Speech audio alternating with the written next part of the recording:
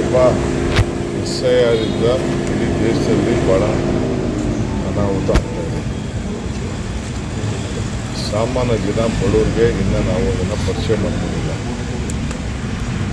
50 ಲಕ್ಷ 60 ಲಕ್ಷ 90 ಲಕ್ಷ ಈ ರೀತಿ ಒಂದೊಂದು ರಾಜ್ಯದೆಲ್ಲ ತೆಗಿತಾ ಇದ್ದಾರೆ. ನಮ್ಮನ್ನು ಕೂಡ ಇದು ಆಗಿದೆ. ನಮ್ಮದು ಸರ್ಕಾರ, ನಮಗೇನು ಕಾಂಗ್ರೆಸ್ ಪಾರ್ಟಿ BJP ದಳ ಅಂತಲ್ಲ, ಎಲ್ಲ ವೋಟರ್ಸು ಯಾರು ಬಡವರಿದ್ದಾರೆ ಆ ಬಡವರಿಗೆಲ್ಲ ನಾವು ಇದನ್ನು ಅವರು ಪ್ರತಿಯೊಬ್ಬರು ಕೂಡ ಅರ್ಜಿ ಹಾಕೋಬೇಕು.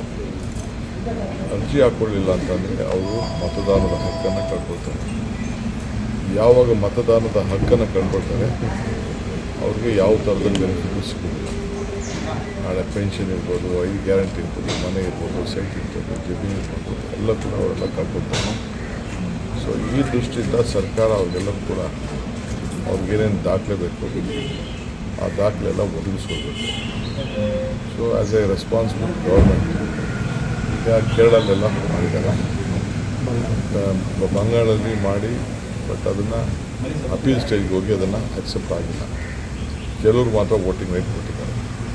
ಸೊ ಹಂಗೆ ನಾವು ಎಲ್ಲರಿಗೂ ಕೂಡ ಎಲ್ಲ ಪಾರ್ಟಿಯವರು ಕೂಡ ಅವ್ರ PLAಗಳನ್ನ ಮಾಡ್ಕೋಬೇಕು, ಎಲ್ಲರೂ ಕೂಡ ಮಾಡಬೇಕು. ಸೊ ನಮ್ಮಿಂದ ಏನೂ ತಪ್ಪಾಗಬಾರ್ದು, ಸರ್ಕಾರದಿಂದ ಏನೂ ತಪ್ಪಾಗಬಾರ್ದು.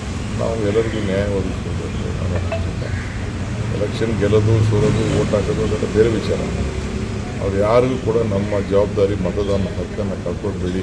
ಪಾಪ ಹಳ್ಳಿ ಜನಕ್ಕೆ ಏನು ಗೊತ್ತಿರ್ತದೆ, ಎಲ್ಲೋ ಏನೋ ಕೆಲಸ ಮಾಡ್ತಾ ಇರ್ತಾರೆ.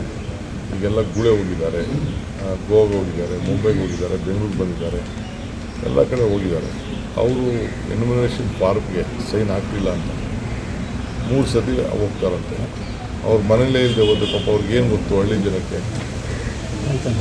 ನಾನೇ ನನ್ನ ಎಲಿಮಿನೇಷನ್ ಫಾರ್ಮ್ ಸೈನ್ ಹಾಕಿಲ್ಲ ಅಂದರೆ ನನ್ನದೇ ವೋಟ್ ಇರಲಿಲ್ಲ, ಅಮರ್ತ್ಯ ಸೇನ್ದೇ ವೋಟ್ ಇಲ್ಲಂತೆ, ಮಹಾರಾಜರೇ ವೋಟ್ ಇಲ್ಲಂತೆ. ಆ ರೀತಿಯೆಲ್ಲ ಆಗಿದೆ.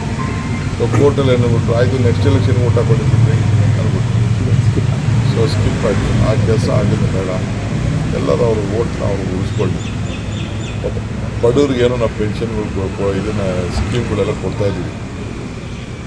ನಾಳೆ ಬೆಳಗ್ಗೆ ಆ ಸ್ಕೀಮೆಲ್ಲ ಹೊಂಟೋಯ್ತು, ಬಸ್ಸಲ್ಲಿ ಅಲ್ಲಿ ಅಕ್ಕಿ ಕಾರ್ಡ್ ಅಕ್ಕಿ ಕೊಡೋದು, ಗೃಹಲಕ್ಷ್ಮಿ ಕೊಡೋದು, ಗೃಹ ಜೊತೆ ಇಲ್ಲ ಅಂದರೆ ಅವ್ರೇನು ಹೇಳ್ತಾರೆ, ನಿಮ್ಗೆ ಓಟ್ ಇಲ್ಲ ಅಂದ ತಕ್ಷಣ ನೀವೇ ಓಟ್ ತೆಗೆದಾಕಿರಿ. ಅವ್ರೇನು BJP ಓಟ್ ತೆಗೆದಾಕಿದ್ರು ಅಂತ ಹೇಳಲ್ಲ, ಸೆಂಟ್ರಲ್ ಗೌರ್ಮೆಂಟು ಸರ್ಕಾರ ಅಂತ ಹೇಳ್ತಾರೆ. ಸೊ ಅದಕ್ಕೆ ಜಾಗೃತಿ ಮೂಡಿಸುವಂಥ ಕೆಲಸ ಮಾಡಿ.